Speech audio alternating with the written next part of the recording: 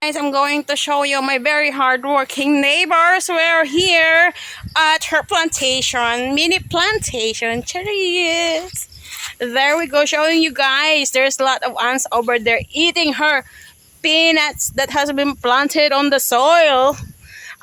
Ah, there.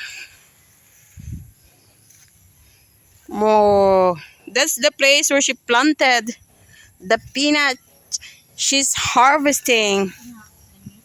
No. No? Oh, ayan ang napakasipag na Auntie Edna. In order na may makain at kumita, yan po siya. Oh, yan ang harvest niya, di ba? Madaming langgam. Ayan. Yan, also to our neighbors with kamuting kahoy, kasaba. Before, there's lots of corn too, and okra over there. Also to my neighbors. It was her daughter and the cousins. Peanut. Marami na siyang na-harvest. Ayun o, malinis na.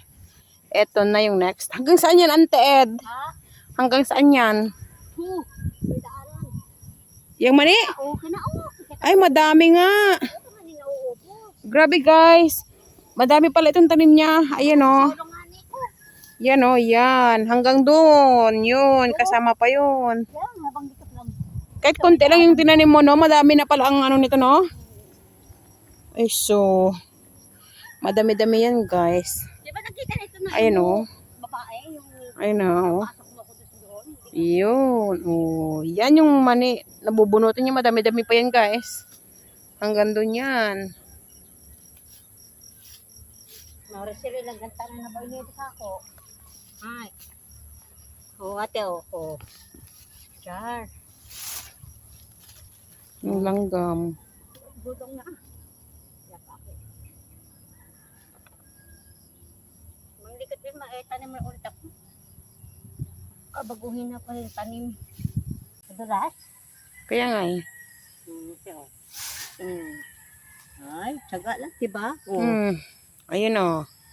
Pupunuin lang yung planggana, guys. Tapos, pag napuno na, dadali niya dun sa bahay niya. And then, kukuhain yung laman para mahiwalay doon sa puno. Bunga.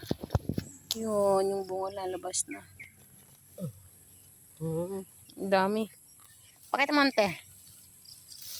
Ayan. Peanut ni Auntie. Oh. Isang guyang nimo. Bayos ah. Madami-dami din yung ano. Kilo ng mani.